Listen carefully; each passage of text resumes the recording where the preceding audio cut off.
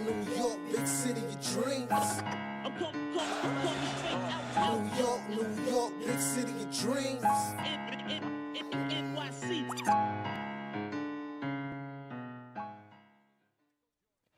What's going on? It's your JLS from the Knick of Time show here, giving you that Knicks talk just Knick of Time. And it's time to talk about the Knicks loss to the Nuggets last night, because the Knicks lost 113 to 100. And of course, I'm not too upset about this loss.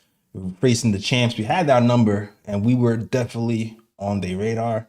They definitely noticed that we kicked their butts of a few months ago. And actually, we've been kicking their butts for a few years, pretty much. And they wanted to get their lick back, and they absolutely did. And we're going to talk about it all, the good, the bad, and the ugly. So stay tuned. But also, shout out to you guys who are here. I just want to remind you guys that today is Fan Friday. That's right. Today is our first official Fan Friday. There's a lot of people who said they want to talk with the Knick of Time show, and they wanted to join the conversation live with us. So if you want to do that, all you have to do is click the link in the chat and join us live on video. So join the conversation and talk Knicks with us live. Will be time limited, but definitely you can do that. All right. So salute to the chat and let's get started. Of course, you already know it is the Latin assassin over here, our guy Lee Escobedo. He's been on a tear recently, just going show to show, talking Knicks. What's going on, Lee? What's going on, Jay? Ebony, speaking of Latin assassins, I want to shout out Natalie Diaz, the Pulitzer Prize winning poet and former Old Dominion player who was in a Final Four as well in the 2000s, for liking my New York Post tweet. And also, I actually watched the show and gave me some feedback in my DMs, which I very much appreciate. Shout out Natalie Diaz, a true legend in the poetry game. Nice. Salute. You're already connecting all over the place. All right. Shout out to you. And of course, you already know it's our girl, D1 Baller, Mad Knicks fan in the building. What's going on, Ebony? I'm good. I'm still feeling good about this team. 3-1 on this road trip with the injuries we have. That's a beautiful thing. We didn't play any bums. We played some good veteran, battle tested teams. Right. The fact that we were battling the defending champions and we were missing so many people is kind of crazy when you think about it. I really think the league's in trouble when we healthy. Absolutely. That's it. One thing that can be said is the Knicks were shorthanded, but even though we were shorthanded, we hung around. We hung around. We definitely hung around. We didn't lose by much, and we were in the game for most of the game. But the thing to me that stood out, which I'm pretty sure stood out to you guys as well, is the size difference, man. The size difference was glaring. This team in the New York Knicks, their strength is indeed rebounding, and the Nuggets kind of just took that away from us. They kind of took that away from us last game. I'm gonna get to these stats. I thought they were loaded up for a second, but they're not loading up for me right now. But I know the Nuggets had a 42-31 rebounding edge. Also, if you're looking at the height of these guys, just the mere fact that their forwards are like 6'11" and can shoot over the top of anybody definitely didn't help either. And then you look at that big behemoth in Jokic, and you're like, what do I do with this defensively? And at this point, nothing. Ebony might have an idea what to do. Actually, I was thinking the same thing. But Jokic is going to be Jokic, and they took it to us. So let's just get to it, man. What did you guys think of the game, Ebony? What did you think of the game plan, the game, what stood out, what went wrong, what went right? One thing I noticed that we did differently this time was we doubled, like they blitz Jokic sometimes, and you don't do that. You don't allow him to be a passer because he's great at it, and as you see, he can get people involved. And we weren't rebounding, so we needed our defense to create extra possessions, I guess, and get us into get some offense out of it. And I felt we should have. I wanted to see more Sims on him, to be honest, Yeah. and just maybe I liked what Sims did last time we played against him. So I wanted to see more of that with Precious. That wasn't, I was cool with McBride in the lineup, being that small and with McBride, but the lineup with Precious on Joke, no, I know he did all right last time, but they were very motivated Denver last night. You heard the quote from Mike Malone said they kicked our behind, now they got our attention. So they were ready. They were ready. And but again, shouts out to the Knicks because we hung out until the very end and they kind of pulled away. But again with Jokic, you have to just do 1-on-1. I know he's a superstar. You understand? Those players like that, that's why they get paid the big bucks. So Yeah, you just try to. I'm gonna push back. I'm gonna push back. You know why? Because I feel like the Knicks, they went 1-on-1 for like a half. Mhm. And I do feel like the last time we played them, we doubled Joker. Maybe we doubled them smarter, or maybe they just saw the game film on how we doubled them and adjusted. But Yeah. we doubled them a few times the last game. We really kept them off balance. I feel like he had a lot of turnovers the first He time. he did have a lot of turnovers, and it was because they didn't allow him to penetrate.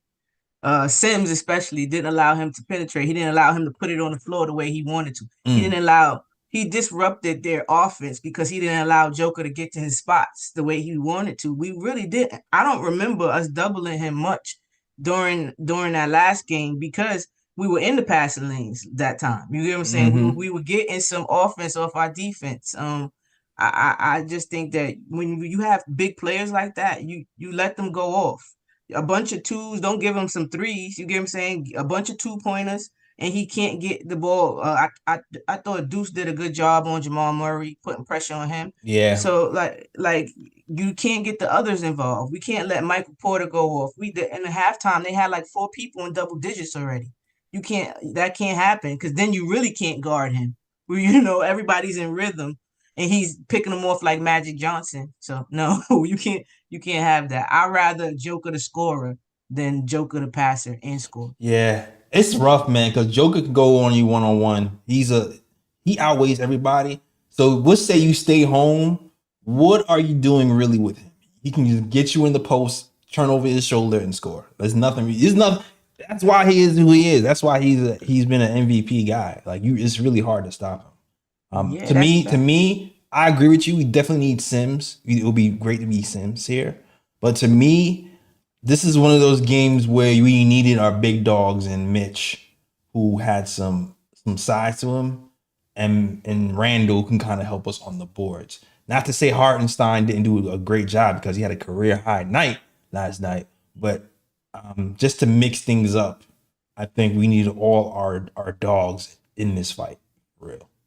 Yeah. Lee, what you think of the game? Nothing to be upset about. I thought we played the best team in the NBA as well as we could have, considering the injuries. I saw Ari from Manhattan make a very sarcastic tweet that like that type of explanation or excuse is going to be popular on Twitter, but I agree with it. I think it's the truth.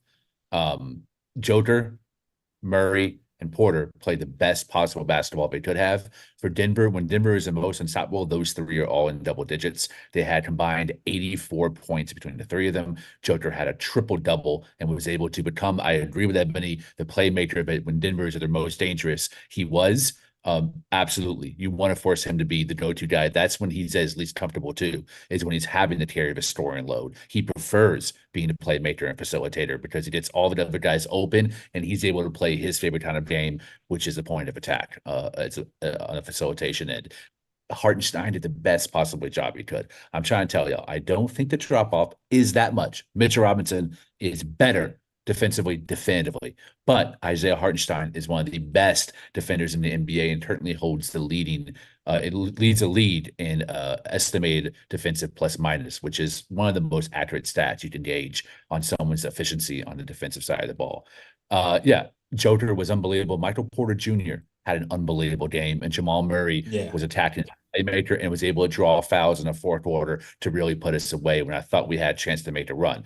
All those things being considered, damn, and it's played some really good basketball. The fact that Isaiah Hartenstein had a career night against maybe the best big, if not the best, the second best, I might say he's the best right now in the NBA. That's a great fact. Doing that against, some bum ass team like Houston Rockets or San Antonio Spurs, that's one thing. But against Denver, to step up and have a career night offensively and still give you 13 boards and eight assists and 8 rebounds. I can't remember, whatever.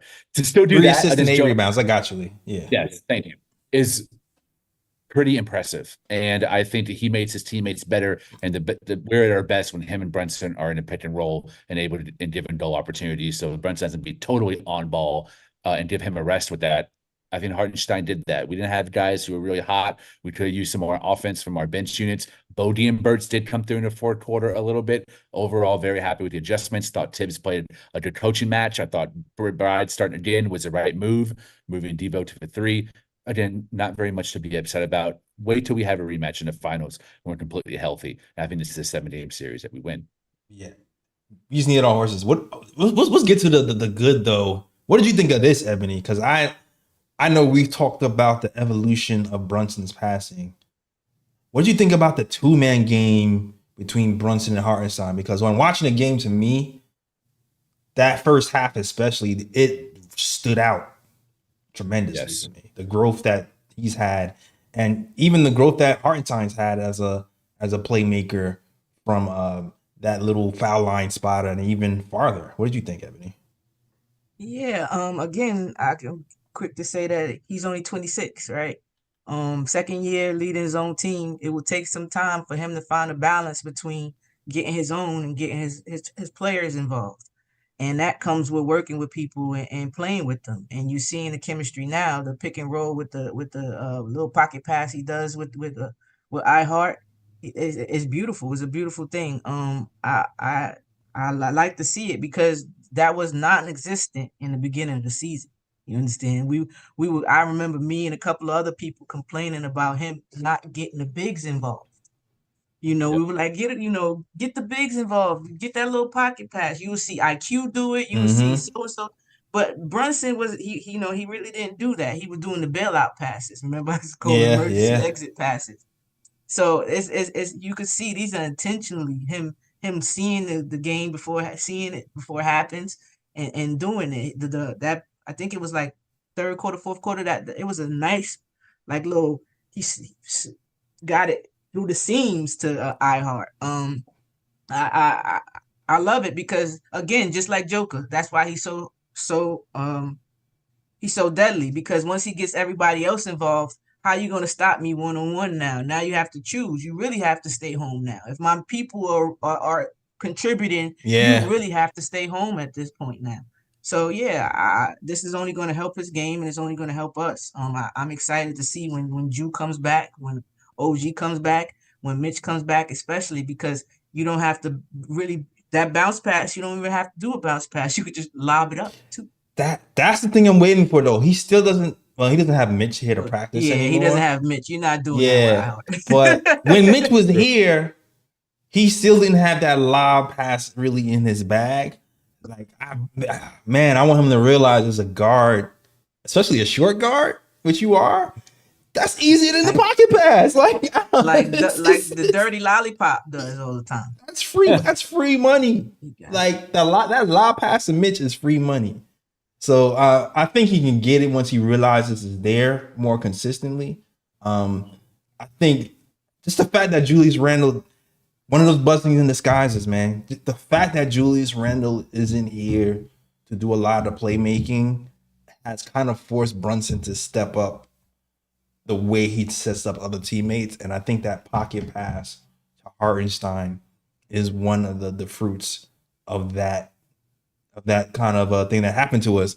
And like he was doing it when Randall was here, but he's doing it times 100 now that Randall is out. So I'm really happy to see that. Me too. Yeah, me too. I just need the other guys to step up around us because he was great. Jalen Brunson, also great. Didn't really hit the three, but unstoppable. Who was cooking up Cardwell Pope anytime he wanted to. He was going between two people. People that was trying to send two people at him. He was going through them, getting to the hole, turn around left shoulder, turn around right shoulder. He was doing everything he can. We just needed more from the other people. We needed more from Josh Hart in particular. No, Dante too. Dante too. We maybe it's time to start finding some rest for them. They are playing a ridiculous amount of minutes. You know, it might be affecting Dante's shooting because it's very up and down right now. The same, I kind of figured that if you're gonna have a slow game in Denver's altitude, it might happen. You know, Josh Hart's been playing out his mind since All-Star game, and he's playing like 40 minutes straight, like a string of 40-minute games he had, right? Mm-hmm. He's 6'5", he's battling against the fours for the rebounds. Right. He's battling, you know, he's guarding fours sometimes. That's a lot of energy and a lot of punishment on your body. Eventually, you know, you're going to have games where you're down, sluggish. You might not have it. And I think in Denver, that'll happen. Yeah, that's why I pointed out Josh Hart specifically, even though Dante definitely needs to step up as well. Because Josh Hart he had the lowest plus minus on the team, -21. We're used to having him have double-digit rebounding games. Even when he's having a bad game, you go, you know what? Oh well, at least he's giving us some extra possessions here, or he's giving us a defensive rebounding lead us in the fast break. He only had a total of 3 rebounds last game, really on Josh Hart like, and they were daring him to shoot the 3. He just passed it up or just clanked them 0 for 2, 1 for 5. So that's why I singled out Josh Hart in particular. But Dante, like you said, also -17, 4 of 11 from 3, 3 of 8. Well, 4 of 11 from the field. I'm sorry, 3 of 8 from 3. He's also was kind of struggling. We just needed something more offensively outside of Brunson and Hartenstein, and it was hard to get that. So you got to the bench. And we were having troubles string and stops, consecutive stops. Like we would get a stop and then we couldn't stop them, and then we couldn't stop, and then we couldn't stop them, and you know we couldn't string along a couple consecutive defensive stops. I think that really hindered us because we were making runs and then they were scoring right back. You know. Yeah, now I agree, and that's the size difference. Like this is one of those games where you just need our horses. We need all of our horses because Michael Porter Jr., he's one of the best in the game when it comes to pressure 3-point shooting. He's really good at taking advantage of any type of double teams or any type of space where somebody has to close out and rotate to him.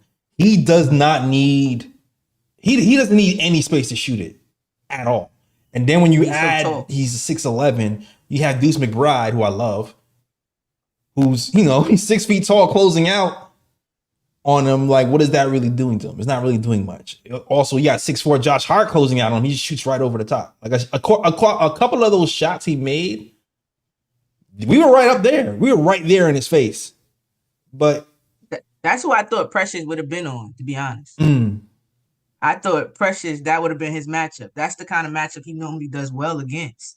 You know, we've seen him have problems with the big in the post. Right. You know, the bigger big in the post, the Sabonis type player. We've seen that. Even with Trace Jackson, he was having issues. So yeah, from Golden State. Yeah. So yeah, we see him have consecutive issues with that type of player. So I thought he would definitely be on a taller shooter because that's where he really, to me, does his best defensive work.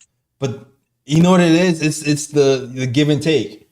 You have when Precious was in the starting lineup and he was that 4. You have what happened with Golden State where they just kind of ignore him. The spacing was all wonky. Jalen Brunson gets triple teamed and he has an inefficient night. So then you go Deuce McBride, who gives you the spacing and he gives you the tenacious defense. But then you have McBride, who's 6 feet. You have Brunson, who's 6 feet. You got Josh Hart, who's 6'4", and then you got DiVincenzo, who's 6'4", and you're playing against the Monstars pretty much. All those guys have like 6 inches on them.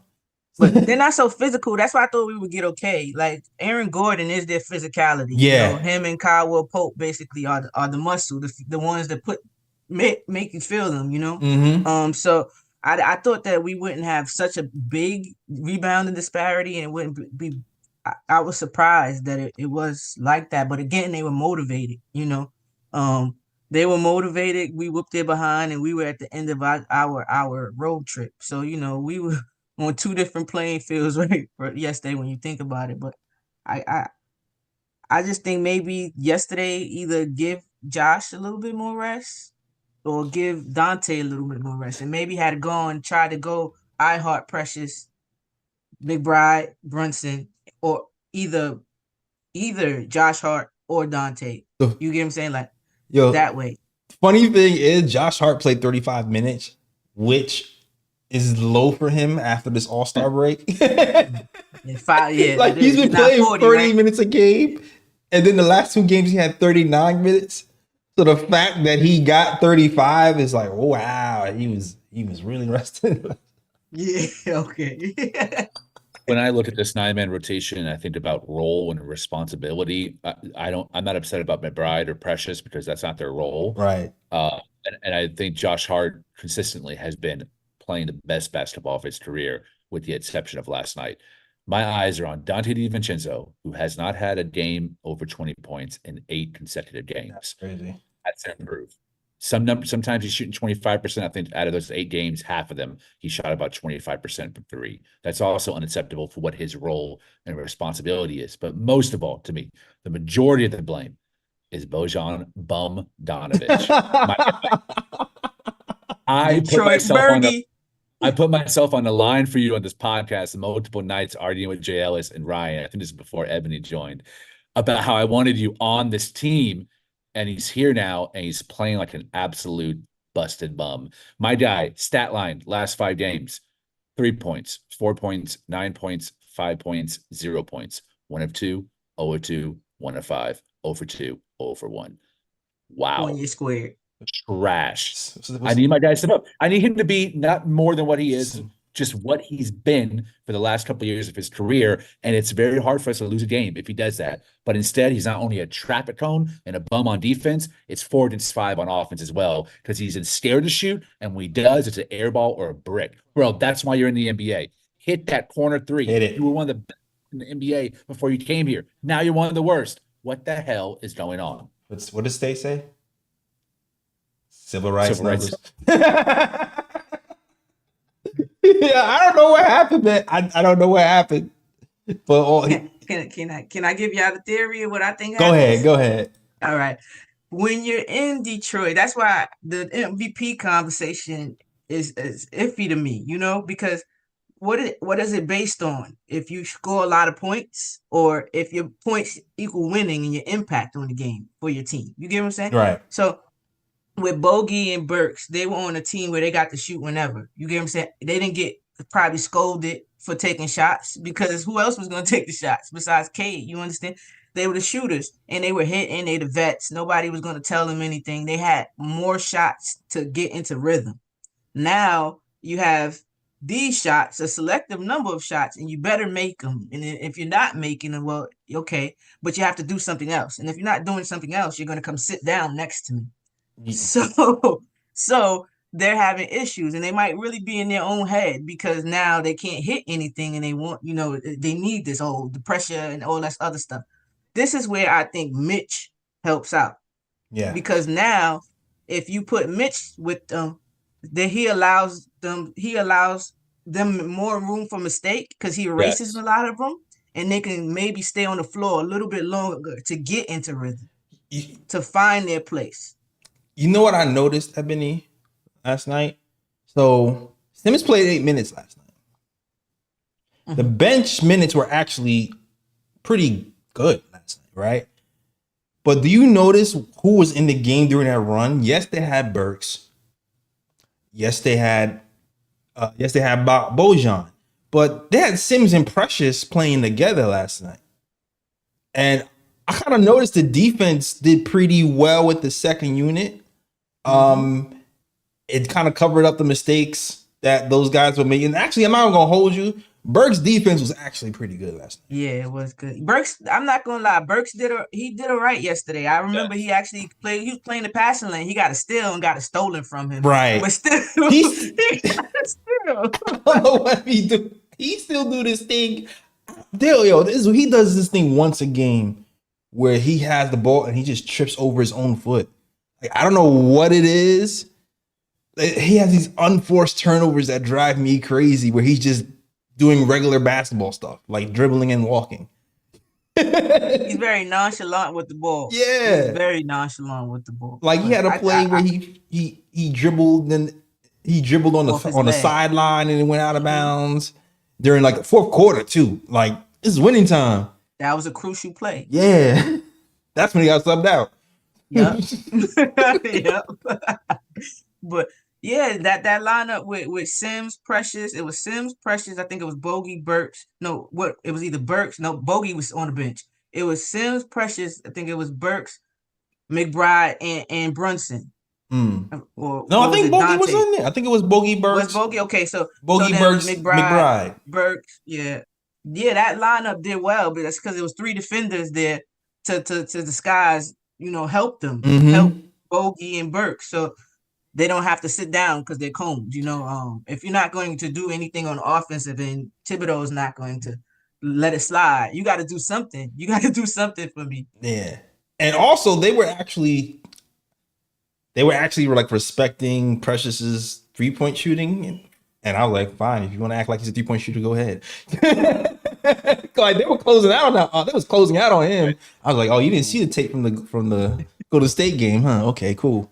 But I think it helped our offense out a lot that they were treating him like a respectable shooter. And then we got away with playing some good defense and we actually cut into the lead. So yeah, I kind of, it made me think about those minutes. Like, man, all right, Burks. That's what I'm saying. But again, Precious and Sims did a good job together. They did. The last time we played. So maybe that's something we look into a little bit more. Maybe Tibbs, sees what that looks like. Who knows? I don't know. Who knows? Yo, salute to the chat. Listen, if you're here, hit that like and subscribe if you like the conversation. This is fan night. Now I've done this before. People got scared. People be talking, y'all want to come up? Put the video link up for people to talk. People don't want to come up. You get the stage fright. But listen, right now, if you look at the top of the chat, click that link. You can join us live on video. Make sure you got a mic or whatever. Not even a professional mic. Just make sure that your things are working all hunky dory. You can talk Knicks basketball live with us. All right. Also, I'm gonna put the link right at the bottom. We're gonna be looking to do this on Friday nights if you want to join the conversation. All right, live on video Zoom. We're gonna patch you right in. You want to say something, Lee? I feel like you want to say something. Yes, I want to talk more about Bogdanovic. Evan, he made a point about the stench of Detroit. It's hard to wash that off when you're getting a high volume on a bad team. But let's talk about Bojan Bogdanovic. He's a career 15-point per game player. At Brooklyn, Utah, Indiana, Detroit, he's kind of maintained almost the same shooting splits and the same point per game averages, no matter what role he has or how bad the team is. Utah, 18.1 points per game. Indy, 18 points per game. So he's always been a threat. But how that has been with the Knicks, let's talk about it. My guy shooting career worst, 34% from three. That career. It's the lowest point per game average since his rookie year in 2011 to 2012. He averaged 9 points. He's only averaging 10 with the Knicks. The most disgusting stat, though, is the one that he's been elite at for the entirety of his career, which is effective field goal percentage. Always been above 50%. And for a stretch four who doesn't have a lot of athletic ability or any type of vertical, that's pretty impressive to someone to hit that mark when he's not doing a lot of easy shots around the basket, but it's more mid-range pull-ups and catch and shoot threes. It's a pretty impressive number. My guy's shooting 0.477% effective field goal percentage. 0.40% less than the Nets' worst season. That's how bad he's shooting on decent numbers of attempts and decent number of minutes. His Manson attempts are not so much less in Detroit. they're actually in line with what he was doing in Utah and Indiana, which makes his performance when he has a ball in his hands that much more disgusting. Man, I wanted you on the team, but by this time this summer, if I don't see a change in the playoffs, I'm going to be the loudest voice for Bogdanovic off this team, and I will write that apology letter to you guys for being dead wrong on that acquisition. Nah, I remember Lee was like, yeah, like let's get it. I'm like, I don't know. I kind of seen this guy before, and we just traded him back to we just traded him. Spider-Man. Evan squared. Oh man. I don't want this L, man. Come on, Bodie. Oh man. I don't want this L. I'm not gonna hold you, Lee. I didn't think it was gonna be this bad. Like I thought bare minimum he was gonna be a traffic cone and he would hit some shots for us. You know what I mean? Like, but he's been bad on both ends. My thing, I have a theory though. I do have a theory. My theory is Tom Thibodeau's defense, just his philosophy forces you to work. It forces you to push yourself and your body. Like it's not just one effort thing with Tom Thibodeau. You got to stunt, you got to help, you got to get back to your man. You got to do a lot of things. And when you're not used to playing defense, you can reserve all your energy for offense and shoot accurately. But to stay on the floor with Tommy, I play defense. So it's like for him, I feel like he's exerting so much energy trying to play defense that when it gets to the opposite side of the ball, he just don't have any legs. And when you're a vet like him he's losing his legs anyway, being forced to kind of play defense on a team like the Knicks with Tom Thibodeau who forces you to play defense is a detriment to you. That's my theory. That's a great point. That's the best argument I've heard in Bogey's defense, and I hope he hears that so he can tell Tom Thibodeau that as well. Tell Tom Thibodeau don't make me play as much defense so I can just shoot. Yeah, let me take a few more shots. Take a few more possessions off. You know you're not happening, Tom. But you better slide them feet. Slide those puppies. I think there's a key, and I mentioned it on SNY. The return of Mitchell Robinson.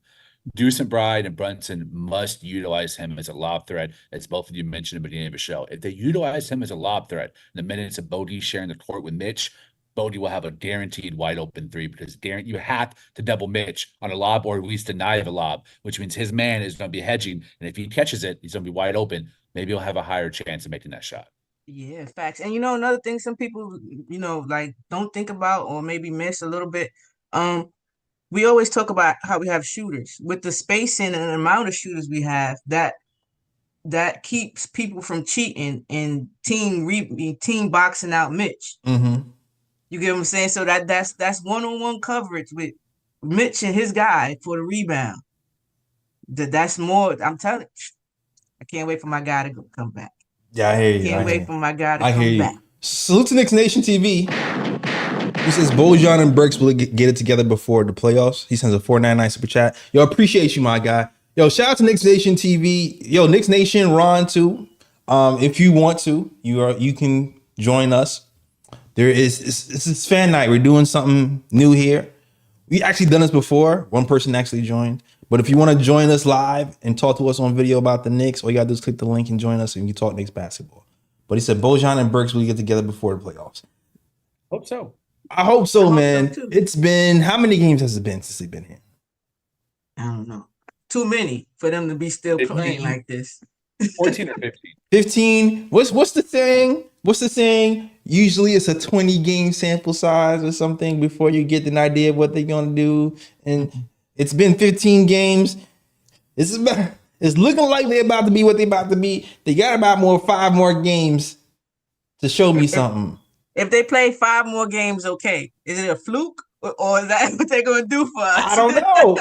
And I don't know. But we got to talk about Burks. Like, okay, Burks to me was the crazy story yesterday because Burks drove me crazy, but then he had 18 points. He was like our third leading scorer. He's like an oxymoron yesterday. He had 18 points, 5 of 11 from the field, 45% from the field, 50% from three, with 5 rebounds and 2 steals. Now, granted, he had 3 turnovers, and 2 of those turnovers were probably unforced. Because that's the way Burks does it. But I don't know. I've come to the conclusion that even when he was here in his heyday, when he shot the ball and it went in, it didn't look like it was supposed to go in. Do you know what I mean? Like, I don't know what it is about Burks.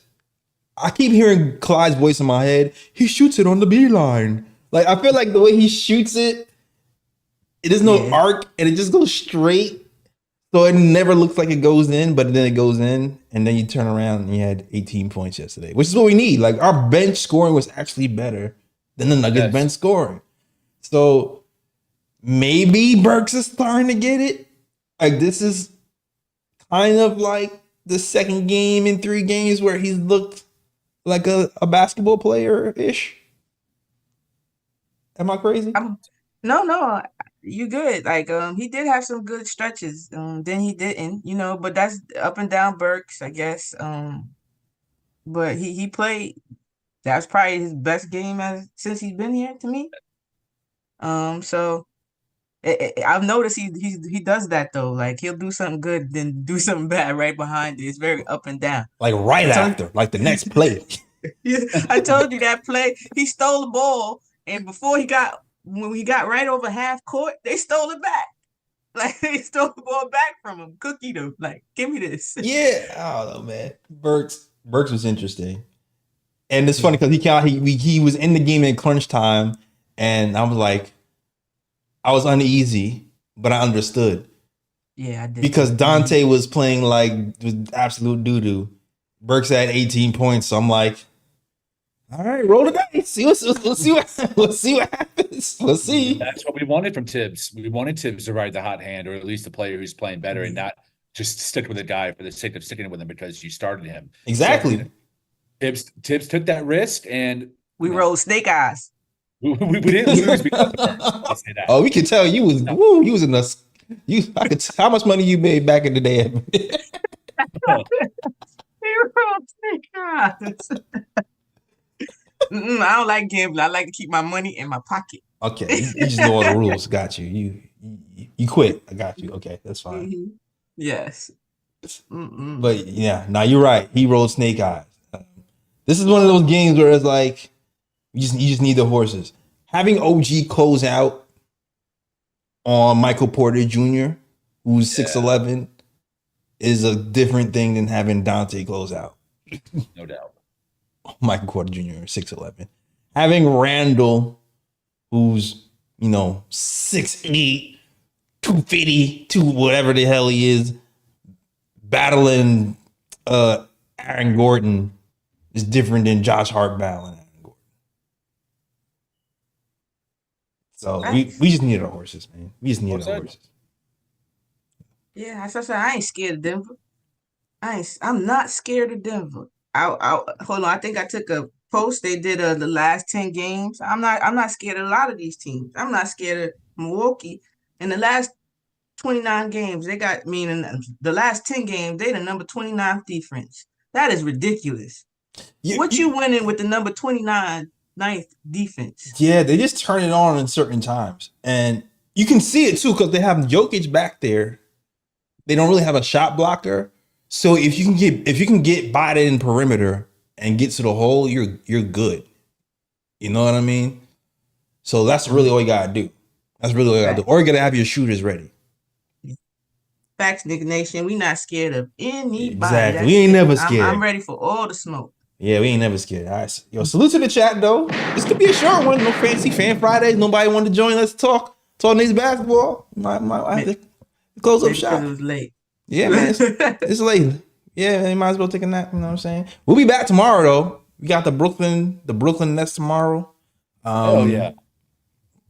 Hopefully we should get that win. I think the Cavs lost today. And the Cavs lost today. Thank you, Cavs, for being you. So because we can still actually catch those Cavs. But yeah, we should hopefully we should be able to. You don't want to take any NBA team lightly. The way that Brooklyn lost the last time we played them, I'm pretty sure that's in the back of their mind. But I think we have enough to beat them. Yes. I think so. It's at the same level of revenge for sure. Oh yeah. It was a pod. I forgot which pod it was. I seen on Twitter. They had a somebody from W Fan on their pod, and he said that he was going to go to the Knicks Nets game, but he's a Nets fan, so he said he was going to go to the Knicks Nets game with his kids, and said no because it's at Madison Square Garden. He has a small child. He's like, he's impressionable. I don't want him to go there and like the atmosphere. He said, I don't want him to go there and like the atmosphere too much. Oh, And like he the become a Knicks atmosphere. fan. Come on.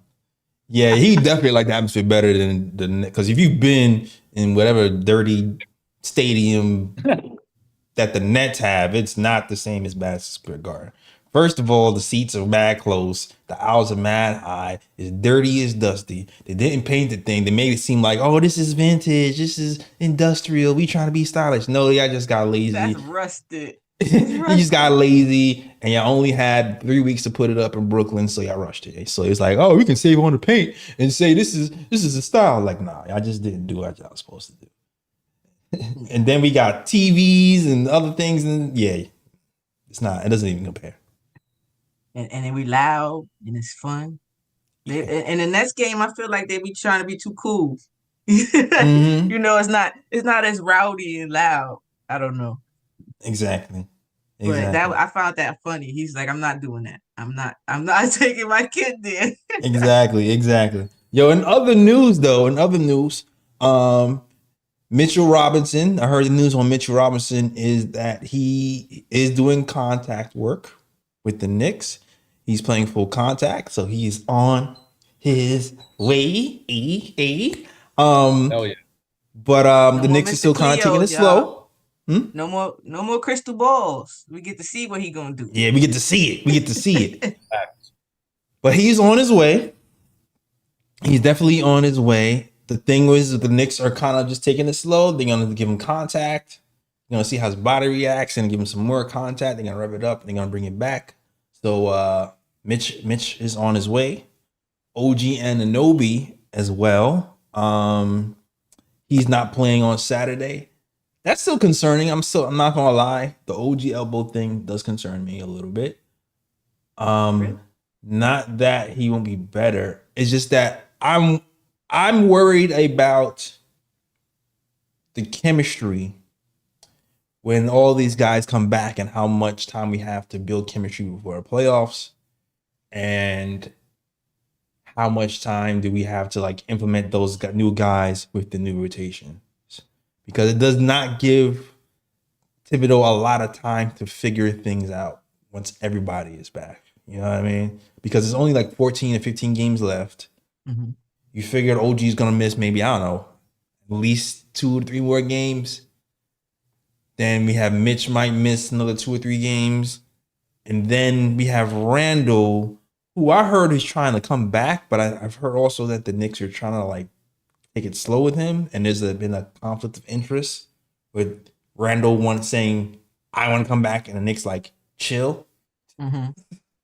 So I'm still concerned about just flow, repetition, teammates, and how everything fits when we're all together. Yeah, I understand. I think OG, I'm not too worried about it because I think it is like a Randall situation. Like he could come back possibly, but they don't want to re-injure things when we need him. Like that run he got was them filling it out with him and Burks and things of that nature. And then you could sorry, my battery about to go though. But then you could mix and match or plug and play. Like Tom Thibodeau's system is so simple. You just mix a player and put somebody else in. They do the same kind of role. So what you see with Josh Hart, how they able to lay off, that'll be Julius Randle, but in that area. But they're not going to be able to just play off of him now. It'll be basically nobody in that starting unit you can really play off of like that. Right. Yep. No, I agree, but even like the way we play now is different from how he's playing before. Like I said, like we're doing a lot more off-ball movement stuff now. Yeah, that's gonna help Julius. That's gonna help him. It's gonna help him. He won't have to focus on going one-on-one in the post and banging all day, and that being his only worth in the offense. You know, he can do that flash that they're doing now, where they flash the whoever, like the big is normally Precious or iHeart or Josh Hart if he's playing that role. They flash him to the free throw line, and then they give them the ball, and then that person can either go up, or they always look for the other pass to the shooter, the open shooter. That if that's Randall, imagine the amount of attention he's going to get when he flashes to that free throw line. Nah, I hear you. I hear you. I just know to start the season. How many games did it take for him to get back on track? It took him a while. But again, it took him a while because he couldn't shoot. That's the difference between those two injuries. He didn't have an off season the way he normally has an off season because he had the surgery. Then you got to rehab from the surgery. Then you can work out, do your thing or whatever. This is his left shoulder. You could guarantee he was, and Kaiden told, I see him taking a lot of threes. You know, he gave us what he's working on already. I think that 3-pointer looks a lot different now, right? Because that's all he's able to do. You know. I hear you. I see you guys chatting on the chat talking about starting who like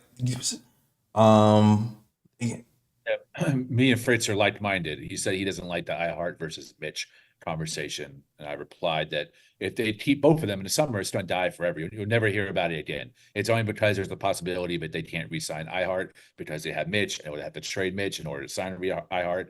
I hope we keep both. Go into the second apron. I don't give a damn. Screw a star. I want to keep this team together and pay for it, but keep everyone intact. Yeah, I always look at it like this. It'll be two good centers for the same price that one team is paying for a good center. You know, for Rudy Gobert, it will be the same price for both of those per year. You get so I think that's a win-win. I think the biggest X factor to me is really OG. I think to me that's the biggest X factor because I still feel like, huh?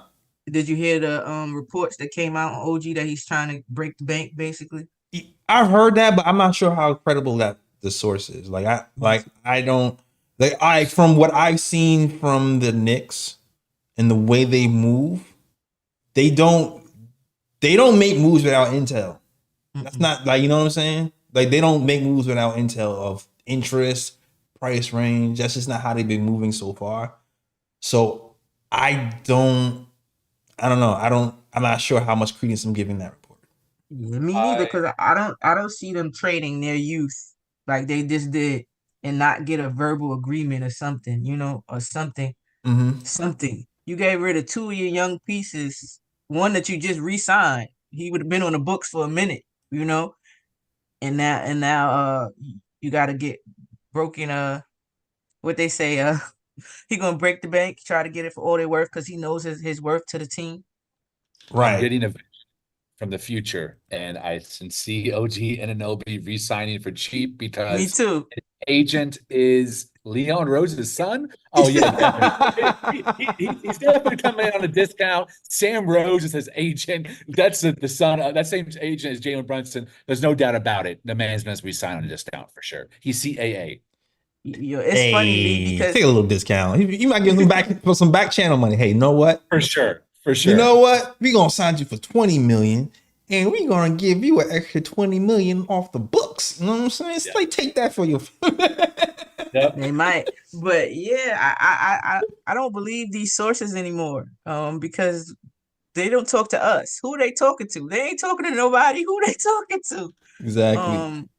And I've noticed Leon Rose has done well with these contracts. So I've gained so much faith in this front office with that, and I've never had faith in our front office. You're right about this that. This is a different feeling. You're right about that. Well, welcome to the chat. Hold on, what's going? Hold on, I see the MVP. Yeah. So if you guys didn't know, tonight is Fan Friday, and anybody can join the chat. And everybody's been a little scared, but Fritz ain't scared. All right, I ain't never scared. Fritz ain't Hey, what's scared. up? Hey, what's going on?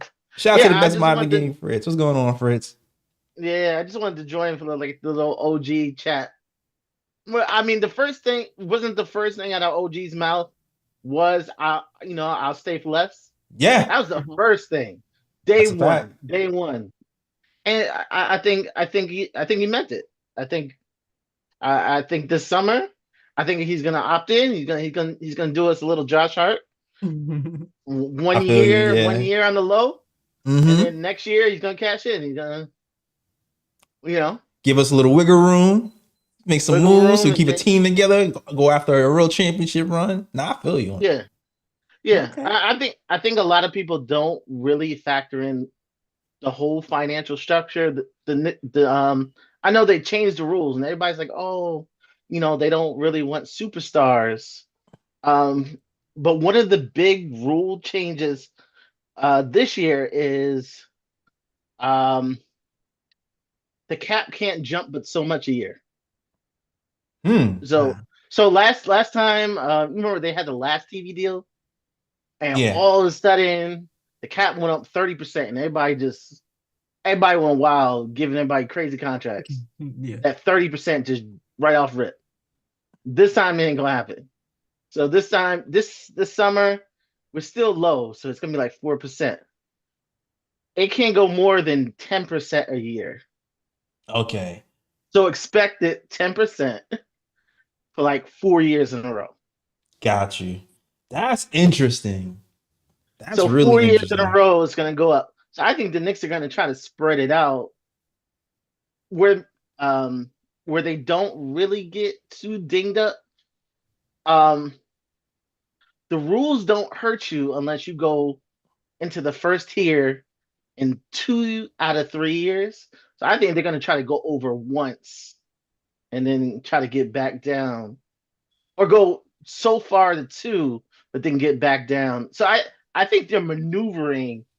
So I think everybody is a little too scared. I think they have a plan of how they're gonna shift the money on those years, just to get everybody in. Yeah, so It doesn't matter. Like what we know about the owner doesn't care. Like back in the day, we were paying Penny Hardaway $20 million, and Dolan didn't care. Dolan Yeah, was nobody like, cares. I like these guys. yeah, that's what we Dolan like. doesn't care. That's why we like. That's the only reason we like doing, because he didn't care about money. He didn't I care like about this. money. So Dolan's like, as long as you get better, I don't care. You can get whatever you want. The Knicks just want to stay within the rules, and that's the only reason. Oh, So- did we lose? I bet her computer died. Oh, her computer. She did say her computer Oh. was dying. So don't worry about OG. OJ's first words out of his mouth. He was on board on whatever the Knicks had in plan. He was on board with. We don't know what that is. OG probably already knows what we don't know. Yes, agreed. And thank goodness we got Fritz as our own personal Brock Aller on the KOT show. Yeah, exactly. If you guys didn't know, Fritz has a channel called NBA Economy. He just started, and he's our. I guess he's gonna be our resident cat person, because he understands the cat more than anybody else. Or he understands. He does a lot of mock trades, and that's just his thing. So I'm pretty sure he understands. So I think, yeah. So they have everything well in hand. I think the Knicks are going to be marching into the summer, knowing exactly what they're going to do. My thing is Exactly. next season, because everything to me is all about next season. Next season is when you got to pay Randall, you got to pay Brunson. So I don't think they're getting maxes. It's always been with Leon Rose, it's always about buying in. So you give the team a little, you're gonna have to give up a little to stay. But same thing they asked IQ to do. We're gonna ask you to give up a little, but you're gonna be okay. Right. I don't know on the back end. It's CAA, so if everybody's in the family, there's probably different ways. There's different ways to get people money. You know, you see our point guard got all these new They got a bunch of new cereal TV deals and deals, commercials. AT&T. Yeah. Julius Randle got a Skechers deal. So Yeah. that's interesting enough you said. So maybe you're right. Maybe they're saying, hey, you take this little pay cut here, we'll slide you I know the dude at Adidas personally. I knew the guy at Skechers personally. For sure that's happening. I'll send you the info. Hey, They're in the family. IQ could have probably had, I don't know, whatever type of deal. They're in the family. All They white could be party getting, deals. I don't know. IQ was out partying last night. Yeah, he was living the limelight. Yeah. So you might see OG pop in a few commercials.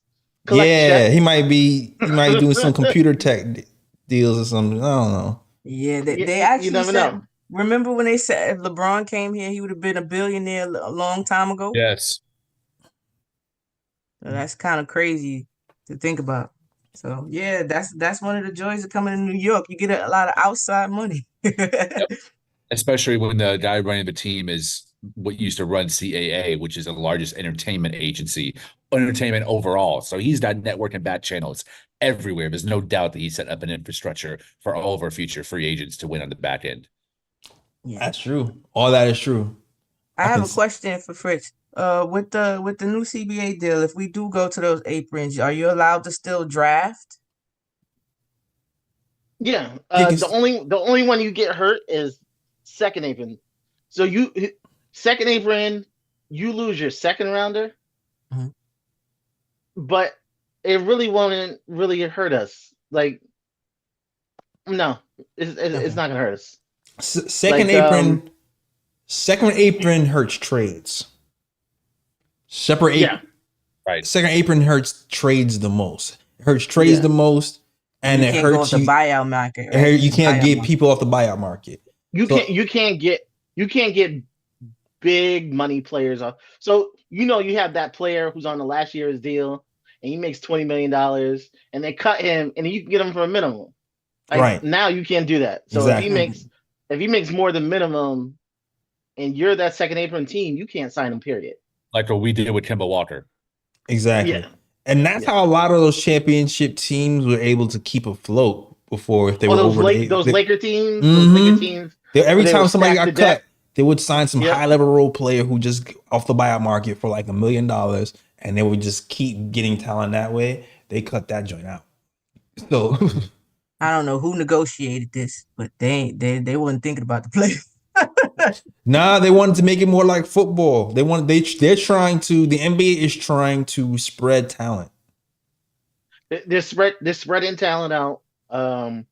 They want to make sure that no team is too bad for too long, or you're not great for too long. They're trying to spread it out. So that's not cool. It's like football. You have those teams like, oh, they're the doghouse, but next year they're in the NFC Championship. You know what I mean? That's what they want. Not only that, the NBA is setting up for like some big years. You're talking expansion. You're talking, they're looking to bring in a lot of money. So if you set the cap where you only can raise 10%, no matter how much money they bring in, you can't get a piece of that, and it cuts that joint out too. So they keep more money. Like that was smart. Yeah. That's kind of, I don't know why they signed that deal. That was dumb.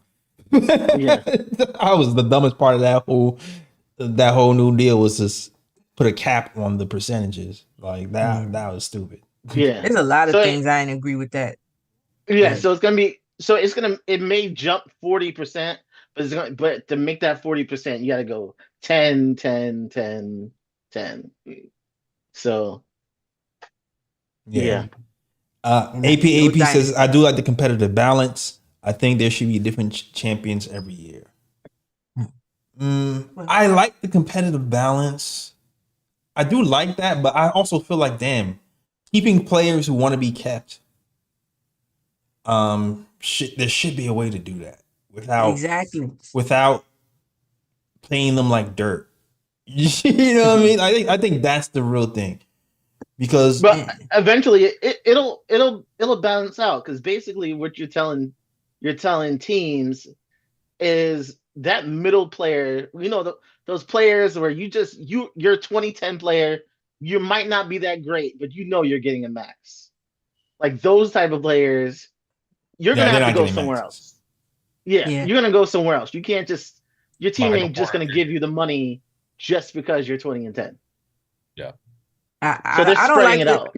I don't like the deal, because to me it feels like they're penalizing people for drafting well. When you think about OKCs and people, Orlando Magic, they're not gonna be able to keep everybody, and that's crazy, because they did the right thing. They worked through the draft, and now I did the right thing. I did, I got the people, I drafted the right players, and now I can't keep them because this new CBA rules kind of. I don't. That's why I don't like it. It penalizes the wrong people to me. Yeah, it just keeps everybody moving around. Yeah, And then more a trades couple in years off from now, season. More.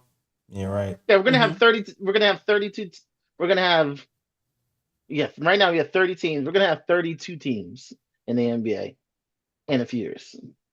So there's more players to be going around too. So Got you. Mhm. All right, yo. Salute to the chat. Shout out to AP, man. Been here a few times. You part of the family now, man, because you've been here a lot. You in the chat. I enjoy you. You referred to here, and we like to have you. Like seeing your comments. So salute to you. Thank you for joining us. I think it's a good time to end it. We can get to the bruh picks if you guys have any. I don't have many today. I have one that I can remember. And that'll be D. Candace Owen. Oh, Yes, D. Candace bruh. Owen. Yes. Who got fired from her job, and now it feels like she's trying to come on back on this side. She will come back over here. And I see it for what it is.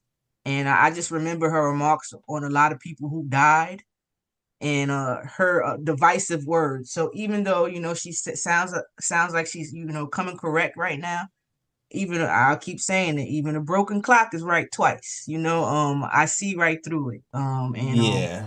I don't like it. I don't like it. I don't like the games being played. And I know people have short memories, but I'm not one of them. And yeah. She what is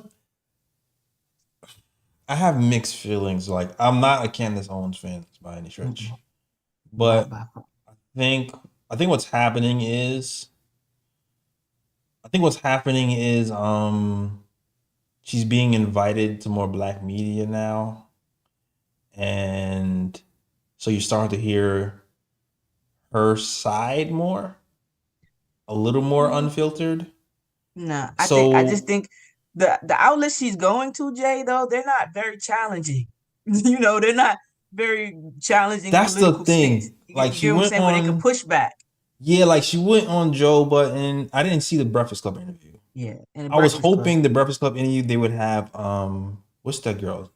Tez? I was hoping she was gonna be on it because she actually knows her stuff and she can challenge her on certain things. But I'm not sure she was on it. I never watched it.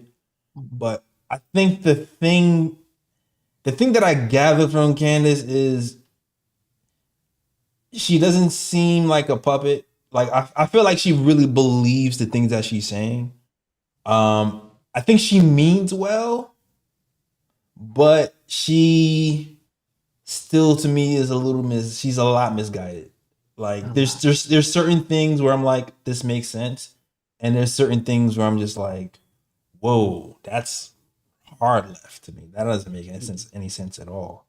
But I don't put her in a group with certain people. I put her in some weird group by herself. The Goof Troop group. That's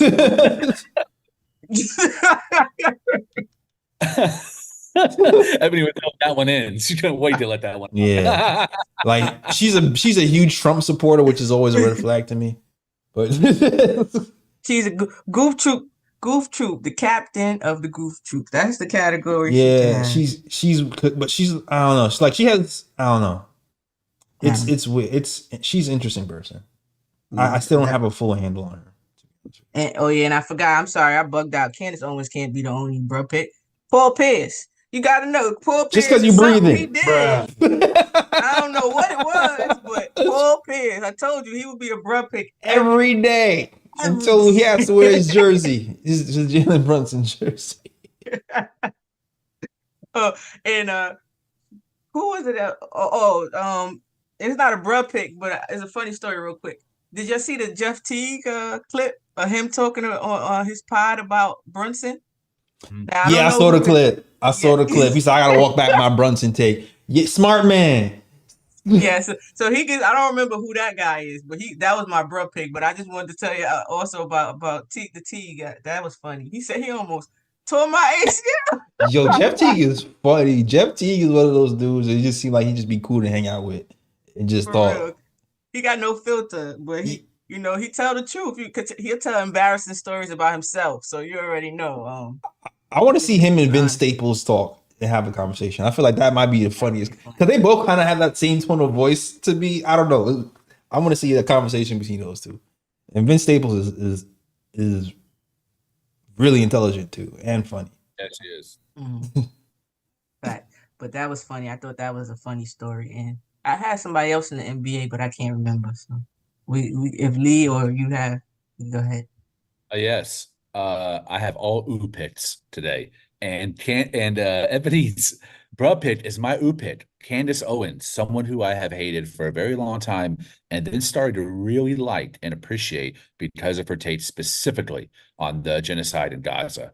I thought it took a lot of balls to be your paycheck coming from a conservative news network like Daily Wire and continuously get on your show that's produced and funded by Daily Wire and say that it's a massacre and a genocide to what's happened to the Palestinian people and that Israel is committing war crimes when Ben Shapiro, a known Zionist, is your boss, was brave. Now, she has been a bum on a lot of other issues concerning George Floyd or Ahmaud Arbery. People have been murdered by, no doubt. But on this take specifically, she was the first conservative I saw who took a real chance, put her job really on the line. If you're on CNN, you're saying that type of thing, it's easy. No one's you're not going to lose your job. But to be on Daily Wire and to say that, and to be the only black face and voice on that show, and to say that, and to be a woman, to me, it took some massive balls. So I might hate her for a lot of other reasons, but kudos to her for that. And now she got fired for it. Now she got fired for it. And it made me think about how so many times in my life I've seen Democrats, liberals, but how you want to label them, support black voices when they're saying something, but the moment that they say something different than the mainline argument, they start getting ostracized or silenced or censored. Now you're seeing that on the right. The conservative right just lost their only black friend in Candace Owens. So I'm very curious to see how it comes full circle. And that's why I say that she comes off genuine to me. Because she just says, because before I just thought she's just wanted it. But she actually marches to the beat of her own drum. That doesn't mean I agree with the stuff she said. I'm not like a big Candace Owens supporter because I'm a black man, so I support a lot of black causes, and she doesn't ride with a lot of black causes. But I also don't think I think she tries to uplift black people in her own way, but to me it's misguided, and it doesn't align with my thought process most of the time, which is why I don't know. I put her in a weird category by herself. It's not, she's separate. She's a separate to me than like a regular conservative. This is weird. It's like her and see like Killer Mike. Like Killer Mike is interesting too because Killer Mike has his own views and he's not necessarily Democratic conservative either. But if you like take all the ideologies, I probably lean more towards like the way Killer Mike thinks. You know what I mean? Where he's not conservative or Democrat, but he seems more socially aware how things affect black people. And he's like, I carry a gun because I'm from the South, but I don't believe in, like that's the way he thinks. So that's the way I see it anyway. But very fair. well-rounded critique and flowers. She's someone who absolutely has deserved all the smoke for many, many years in moments where our country was torn apart, and she kind of took the low road, in my opinion, on how she spoke about people who had passed. To me, is really disgusting when their family's still grieving. But Yeah. then this time, there's a lot of people grieving in Gaza as well. They're losing people, and we're over there funding $10 million a day for Israel to have free healthcare and education, while Americans are suffering, dying from fentanyl and all kinds of violent attacks. So to me, for her to stand up against that and decry that, I thought it took some balls. But listen, I judge on individual issues. All people have a capacity for good and evil, and most of all, she's been, in my opinion, kind of an asshole. But on this specific issue, I just happen to agree with her really strongly. And that happens sometimes. My other picks, all basketball related. Don't worry, guys. Don't leave a channel. It's not turning into a politics show. I want to do some basketball shout outs and prayers and thankfulness for injuries not being severe. Yes. Starting with my man, Russell Westbrook, my main man, Brody, who is coming back to the court for the Clippers in his six-man capacity next week. Very excited to see one of my favorite players of all time back on the court as the Clippers begin their championship hopeful run. And I think that they'll meet in the finals this year. They're definitely the biggest threat to Denver. Another one's Lonzo Ball. Supposedly he is on track to be playing next year. The Chicago Bulls. Boy, could they use him. They even ads. And I was worried that he was out for the rest of his career. And now here he's progressing. Is very good news. I always like the Ball family. Even the dad has been very entertaining. And I love the fact that he's a damn good dad. He loves his kids. He supports his kids. He does a bat for his kids. What else can you ask for a father? Yeah. I just like the fact he challenged ESPN. Like, I don't know, like I like the fact he challenges ESPN and calls them out on their BS. On top of the way he just supports his kids in general.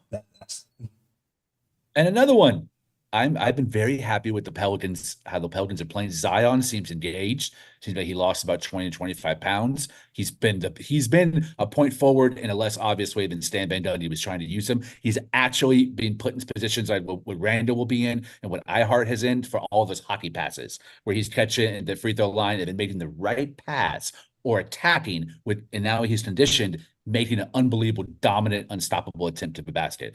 And Brandon Ingram got injured last night, and thank God, just a knee contusion. It's not serious. Won't be out for a long time. Pelicans can make some noise in the playoffs as well. So I'm so happy all three of those guys are progressing their health. Can't wait to see Ingram and Westbrook back this season. And Ball Nets, those are my picks. Got you. It was interesting. Go ahead. I'm sorry. Go ahead. Go ahead.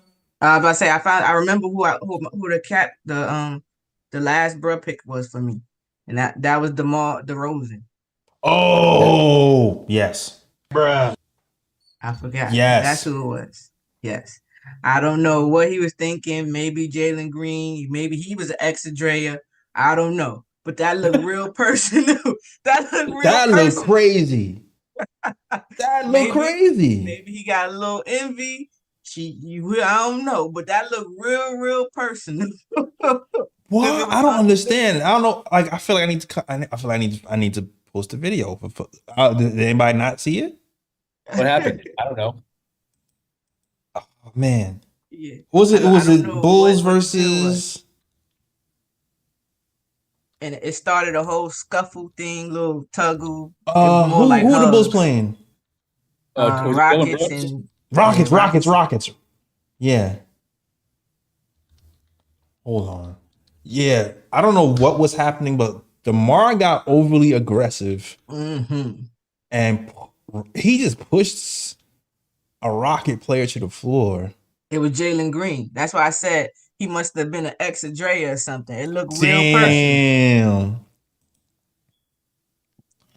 And it just looked unwarranted and out of nowhere. Yes. Granted, I didn't see the game, so game gets heated. People start chirping. But it looked wildly out of character and over aggressive. Damn it. I need to find.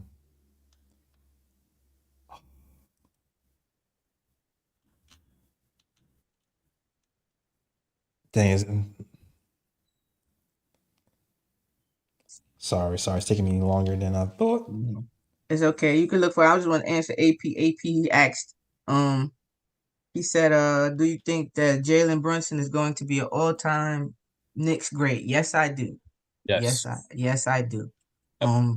Somebody had mentioned in my pregame space that Caldwell Pope, there was a Nugget fan too, that Caldwell Pope was going to be on Brunson, right? And I had said that's barbecue chicken. I said, how tall is Caldwell Pope? I said he put him in the post every chance he get. Like he's gonna shoot over him every chance he get. If the likes of Andrew Wiggins and everybody else taller guards don't affect him at all, then him being small means nothing, you know. So everybody always says he's small, and like Kendrick Perkins had a great line. He said he's almost like a point forward, and that's what Brunson is, almost like a point forward because he can get in the post, like he has the footwork of a big and the game of a guard. So yeah, I don't see when the lights are brightest, he performs. So yes, I definitely do see him as a all-time Knick great. I think of him as somebody that could win us a chip. I'm gonna take it a step further, and I think Ebony's gonna agree with me. I think JLS will too. I think he's gonna be an all-time great. Period. If he wins one championship in New York, if he takes this team from where we've been, complete and utter poverty year after year, and we win a championship, he's going to be considered one of the greatest players of all time. Certainly one of the best point guards of all time. I think he'll be up there with even Isaiah Thomas. And this is lofty comparisons, but it's all predicated on him winning a championship in New York. If he does that, he's in the history books forever. Mm-hmm. I agree. I think, yeah. I definitely agree. The fact that he's this is his second year here, and the impact he's had being in his second year as the lead guard, he's taken this big leap where he's scoring almost 30 points a game. His passing has been great. He's been the lone scorer, consistent scorer on his team. He has been he's been on everybody's scouting report as the guy to stop, and they still can't stop him. That's a special type of talent, and the world is trying to catch up to how special his talent is. Being a guy who's only 6 feet tall and can still get pretty much whatever shot he wants, means you're still a special talent and doing it efficiently. So this is year 2 being the man. What happens when it's year 3, year 4, year 5? He's definitely going to be in the history books for me. The jersey is going to be retired here. If we get that chip, it's going to be a different type. It's going to be a different level. He's going to go down as one of the greatest Knicks ever. If we get a chip, and he's already approaching that right now. If he keeps up this production and is here for 5 years, which I definitely think will be the case, he'll be in that conversation of greatest Knick ever, I believe. But if we win a chip, it's definitely cemented. Yeah, I think we're watching the greatest Knick of all time. I think it's going to be Brunson. Yeah. Really do. To hear the defenders, like when you want to know how good a player is, you listen to the people that are defenders. You know, the people that are guarding him. So you got the Keon Ellis. His comments to me stick out because he said that he's different.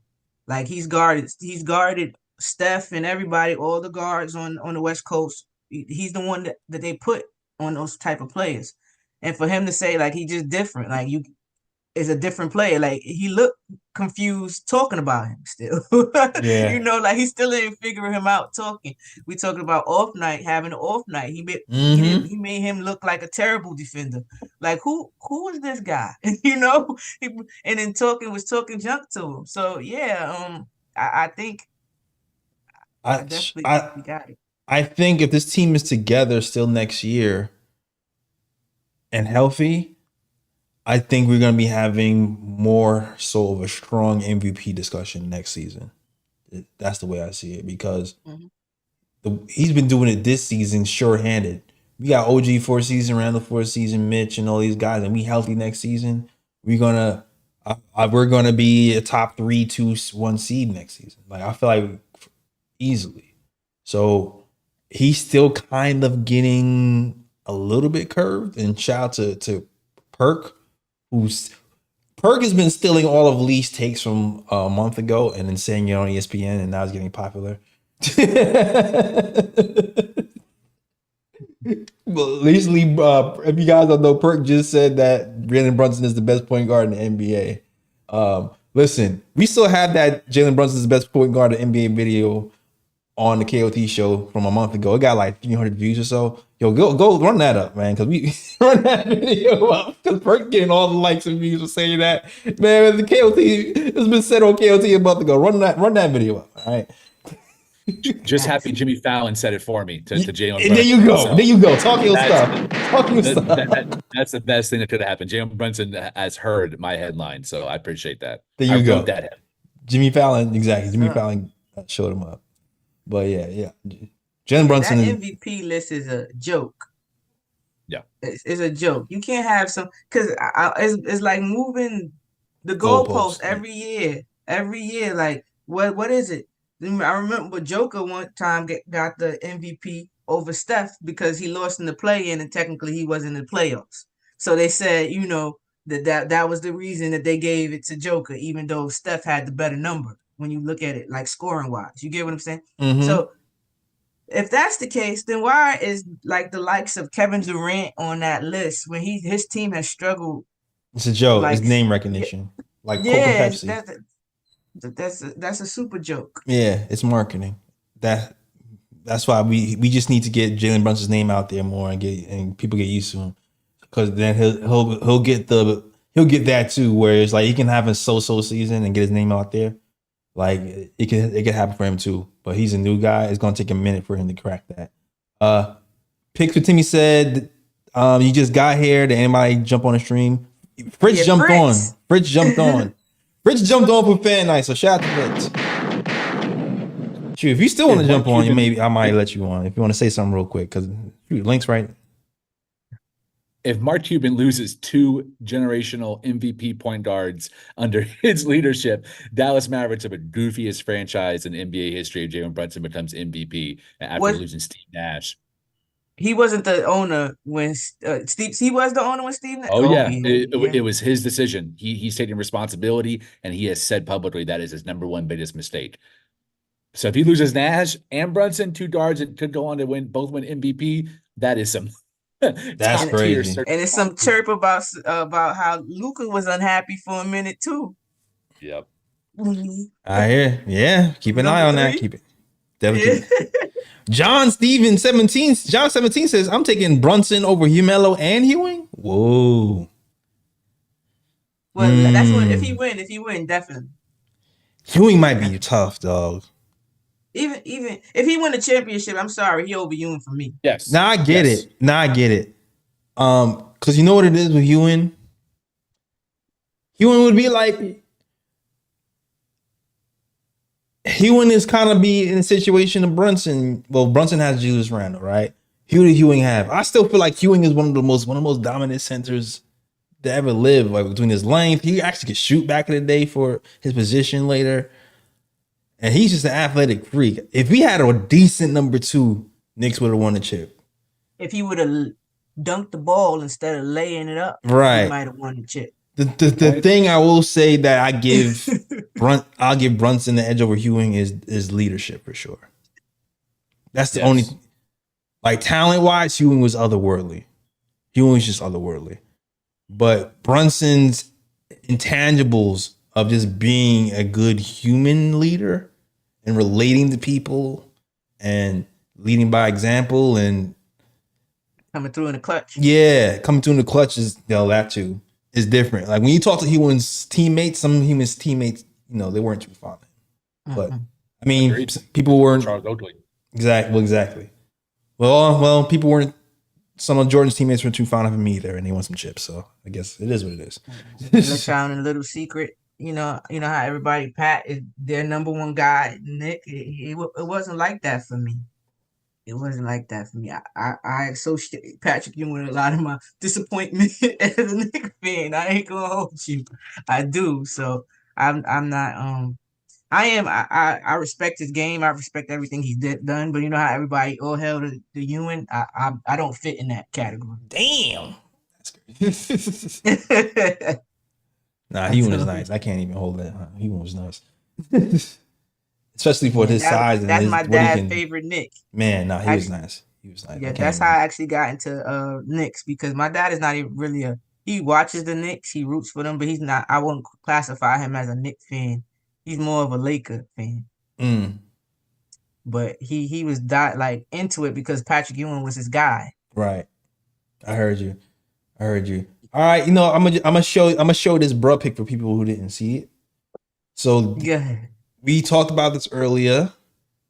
DeMar DeRozan wild out, man. DeMar DeRozan wild out. I don't know what the hell happened here. I'm sorry. That little face. And the all snap got me cracking up. All snap. Cool. So I'm gonna show exactly what happened. I guess this game was getting a little bit chippy. Oh, I don't know what that photo was. Is this some P. Diddy? What the? He said, What? Wait. No P Diddy-ness here, man. We trying to keep our mind. I didn't know what it was. is this a family show? It's a family show, brother. I was like, wrong tab. You stupid. No P Diddy tabs here, brother. Sorry. I didn't mean P. Diddy tab. I just meant like the wrong tab is all I meant. All right, here we go. So DeRozan, look at this craziness. Man, Jalen Boom. Green's nice. Yeah. Ooh. Stands over him and walks away like nothing. He got to be an ex. Dylan Brooks doesn't take too kindly to that. This is one time I agree with Dylan Me Brooks. too. Like, Right? And it ended up being a thought that tussle. would happen. But like that was unnecessary. Yeah. Like I think it might have been some get back from something that happened before, but that's a little much. That's crazy. So he didn't even push him. My man tackled him. yeah, he straight up tackled him. Look at this hair. My bad. Jeff Green, time to let it go. You gotta go bald. I'm sorry, man. Let it go. Uncle Jeff. Yeah. Sorry, Uncle Jeff. Just get the baldy, bro. Just get the baldy. He about to get a bruh pick. Let it go. Let it go. Let it go. Yeah, let it go, man. He about to get his tib on. Line up in the front and the baldy in the back. He about to get the tib on. Yeah, man. His lineup, that's crazy. Why God did him like, I'm sorry. I'm about to roast him. Why God gave him the perfect hairline and the bald spot? Like that's mean.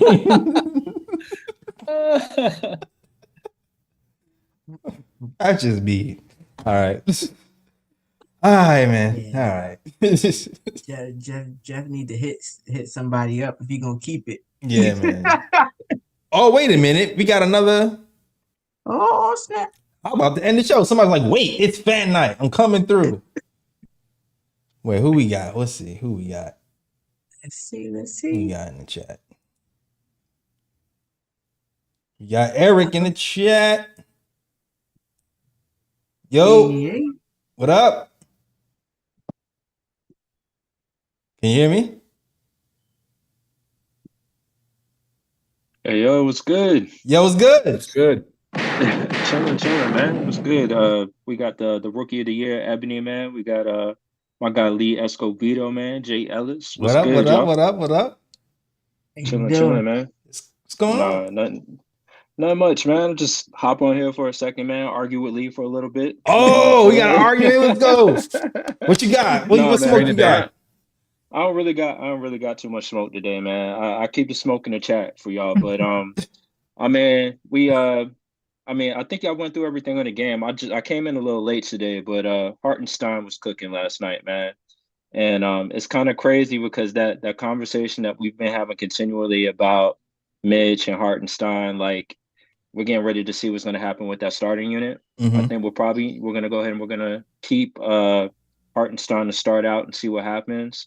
But I think probably the two happiest people right now are Burks and Bogdanovic, because these two are going to benefit so much from this man coming in there to play defense, Absolutely. And Bojan hit a 3 yesterday. I almost had a heart attack because I was just like absolutely upset at everything he was doing the entire game. I agree. But he hit that 3 and I was like, yo, thank you.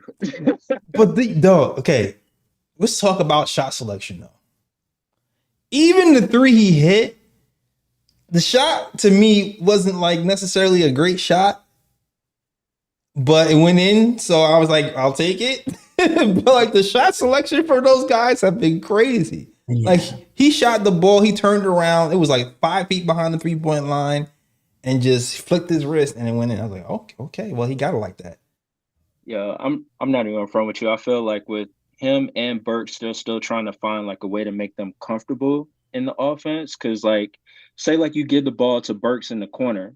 Like Burks is not really ready for anything in the corner. I think he turned the ball over like 2 or 3 times back to back, getting the ball in those corners last game. But if you catch him like coming off that pistol action or off of like high pick and roll, like he can cook in those situations. But I think we're still getting comfortable. And with Bojan, I honestly don't know where that's going to come from, bro. Like catch and shoot. I think that's one of the stats y'all picked out a couple of weeks ago, right?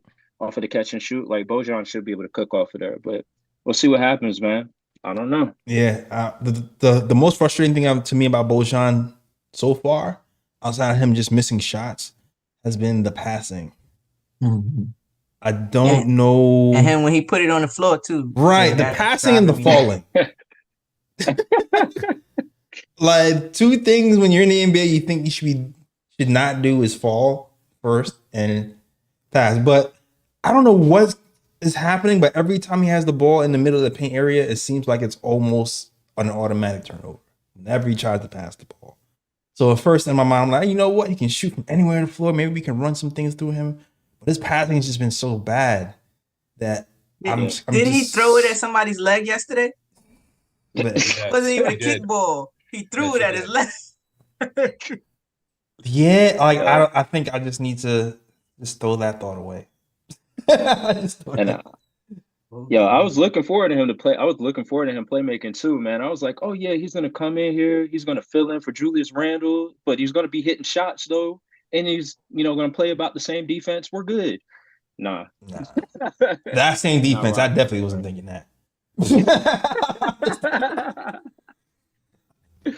Bro, y'all know Julius be having his night show. But Randall, okay, but let's okay. I know we criticize Randall's defense, but bro, he is still athletically clears Bojan. He not even clears, he laps him a few times. Okay. With Randall, it's not so much his on-ball defense. It's when he's away from the ball. He like out defense. Like he loses the game like unfocused maybe. Whenever he's away from the ball is the problem I have a lot of times. Oh man, talk to him. And not only that, his feet work, like realistically, he's probably one of the best 4-men laterally in the league. One of the, maybe not the best, but like he's up there. Where if you have him on an island and you tell him Randall to defend, like he can move his feet side to side and keep somebody in front of him with no problem. Bojan, you hit him with like an eyebrow fake and he's on the floor. That man got hit with the slowest crossover I've ever seen. And it worked. Oh my gosh, man. Yeah, all facts, yo. I love to pick on Randall. I think with him it's mostly mental because there's been times where I've seen like Randall guard like guards that we could not keep up with. I think he was like one time he was guarding Kyrie. I was like, what? But yeah, like facts. Like when he's all there mentally, it's a wrap, bro. Yeah, Bojan, the mind don't matter. Like his mind can want to do something, but his feet is not following. It's just not going to happen. You just have to pray and send Mitch over. That's it.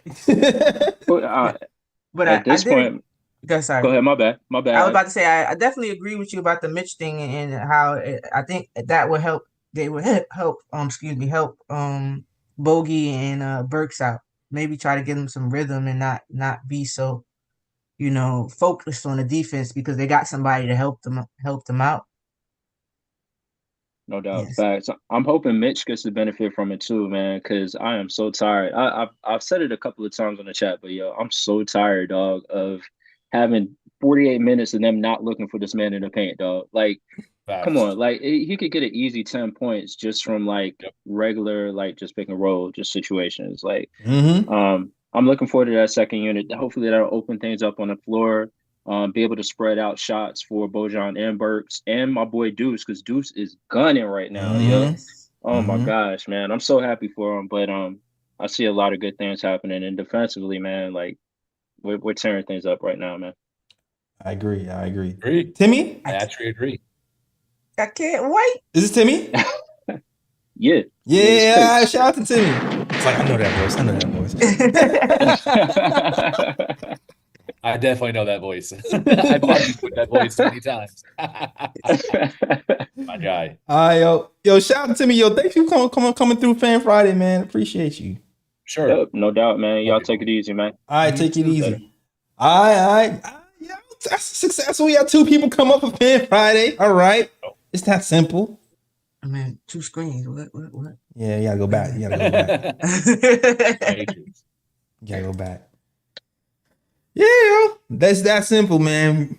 So 90 hours done. We'll be back next week for another Fan Friday. Wait, I think so, right? Do we have a game Friday? Don't give me the fib, and I'll look it up for you. I'll look it up. Where we at? There we go. Friday, no. No. Well, we're gonna try to at least try to do these ones. Yeah, we do. Yeah, we usually have a game on Friday. Usually. Yeah, we got one against the Spurs. All right. Wemby. Yep. That's All gonna right, be so- interesting. Last time we had Mitch and he shut him down. Yeah, I we remember did. that. We definitely did. I remember that. That was like we gave the league the blueprint. Mm-hmm. Now Wemby's got a little bit better since then, but Yeah, I'm excited For sure. to see. I'm excited to see how we do when well, we might have Mitch, who knows? But right now we don't. Exactly. Right now we don't. But we'll be back for another Fan Friday next week. Thank you guys who participated and joined us in the chat. If you want to join us next week for Fan Friday, we're gonna have the same video link up. You can just click the link, join us, and talk Knicks basketball. And we're probably talking Knicks Spurs and whatever was on your mind you want to talk about. You can talk about Knicks related. You want to talk about a good take, a bad take, whatever. We can have that conversation. All right, cool. That's the show. Thank you guys for watching. Lee, let them know they can find you, sir. You can find me on Twitter at _Lee Escobedo, or just search #bum in the toolbar and you'll see me arguing with someone. It might be Pitts for Timmy. It might be Uncle Folio. Who knows? Haven't got a chance to do a book club in a very long time for numerous reasons. So I decided to shout out my girl again, Natalie Diaz, Post-Colonial Love Poems. It's her book. She's winner of the Pulitzer Prize. She's an Indigenous and Mexican poet. So it's near and dear to my heart, also being a Mexican American. And I love her work a lot. She writes a lot on love and on relationships and emotions, and how that interplays with culture and tradition, native culture, and their ideas on gender and love and expression. And it turns out really beautiful. She's also a very erotic writer as well. So I thought it being Friday, a lot of people don't have maybe a date night after this. I'm gonna set the mood a little bit. Yeah, I'll probably never expect me to be the mood setter. I'm gonna read a little bit of a poem that has nothing to do with being a bum, but more so, this name of the title of his poem is "These Hands, If Not God's." Damn, these hands if not God's. Okay.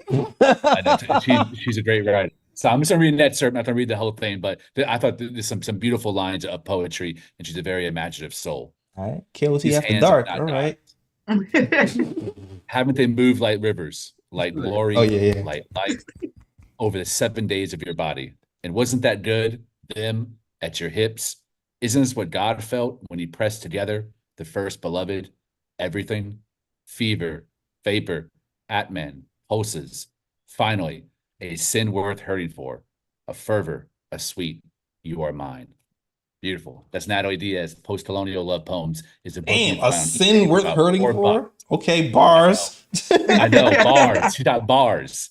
And she's in the Final Four with Old Dominion. Oh, She baller. was a college player too. She's a baller. A sin worth. I mean, let me shut up. My sin worth hurting for. I don't want to get demonetized either. All right, so shout to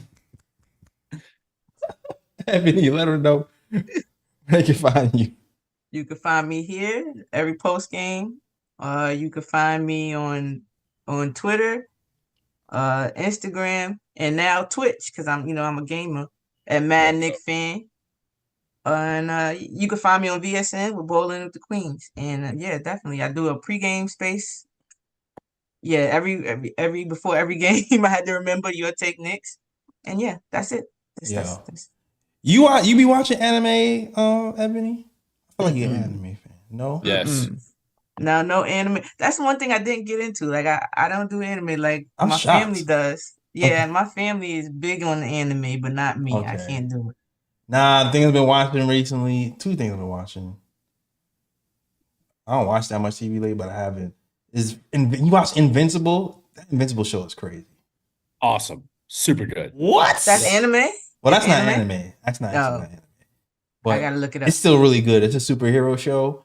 And I they, like they only had superhero like shows. 4 episodes in season 2, and then they took a long break, and I was kind of mad. And they just released the episode last week and episode this week. If you're not into, it's the most goriest superhero Yes, cartoon I've I ever was- seen in my entire life. I was just about to say that. It's the most gross. goriest cartoon I've ever seen. It's gross. And I feel like Attack on Titan, that's an anime. I feel like that was kind of gross sometimes the first time I saw it, but this one clears it by just by a mile. But really good show, man. Really good show. I'm gonna check it out. For sure. And also the X-Men 97. For you nostalgic guys, like I wanted to be animated back in the day. One of the things that made me think about being an animator was 1 was X-Men, 2 was Dragon Ball Z. Shout out to Akira who passed. But yeah, the X-Men show was really good as well. The first episode kind of setting things up. The second episode, the second episode though is like when it starts to really get heavy. When it starts to cook a little bit, I'm like, oh wow, I like where they're going with the story. So if you're an X-Men fan, I got you into comics and Marvel and stuff, definitely check out X-Men 97. Who's your favorite X-Men? Who's my favorite? Man, I was a Wolverine. I'm a weird X-Men fan. I was a big because I didn't read the comics. I just did the cartoons, films type. I didn't do the comics though. Yeah, it's funny. I just watched the cartoon. I read a couple of comics. I collected comics sporadically, and then I actually had the cards. Like I have books. I still got them actually. Books and books of X-Men cards. I still have them. It's in my closet to this day. Yep, me too. I used to practice drawing by like looking at the cards and then drawing the cards. Back in the day. You said your favorite's Wolverine? Yeah. Mine's was I like Gambit. Gambit. Yeah. Gambit, me too. Love Gambit. That makes sense. It makes sense. Nobody wanted to say Cyclops? Hell no. Yo, why do they always make the leader like the most corniest? I know. I guess it makes sense for the leader to be corny and square and by the look. I guess it makes sense. He had a baddie though. Huh? He did have, and that's how it is in real life. The corny square dudes be getting the baddies, right? Yeah. He's a safe. For real. He knows accounting. Envy. He gets a structure. No, for sure. Wolverine envy. Yeah, exactly. Then she cheats Wolverine and goes to Cyclops. I know it's off topic, but I forgot to tell y'all. You know, AT&T like my post. What? AT&T like the company AT&T. That series. What post? Because I shouted them out on it was just random. I was just talking about the commercial because they know I said I love this commercial. It had Jalen Brunson, it had Sabrina in it, and it had Juju. It had Juju in it. So I said, yo, AT&T knows ball. That's what I put, and they liked it. And stuff. Yo, like, AT&T come sponsor us, peoples, man. Love that. Nah, they do know ball. Those three of my favorite players right now. That's crazy. So I don't have an 18 nothing either, but I could get some. Yeah, open up a little King account and put $20 in there for a sponsor. Nah, yeah, AT&T. I was surprised to see that, but yeah, that was a good commercial though. It was. Yeah. Shout out to Jalen Brunson for getting that commercial done. All right. Yeah. All right, yo. That's the show. Thank you guys for watching. You can follow us at the KOT Show on Twitter, the Nick of Time Show on Instagram, and the Nick of Time Show on Facebook. So definitely hit those places up if you want to follow the Nick of Time Show. And also be here for next week on the Next Fan Friday. And be here tomorrow when we beat the Nets, all right? That's the show. We out of here. And as always, shout out the Worldwide West. Everywhere we go, we leave a worldwide mess. It's a mess out here in these Knicks YouTube streets. That's the show. We out of here.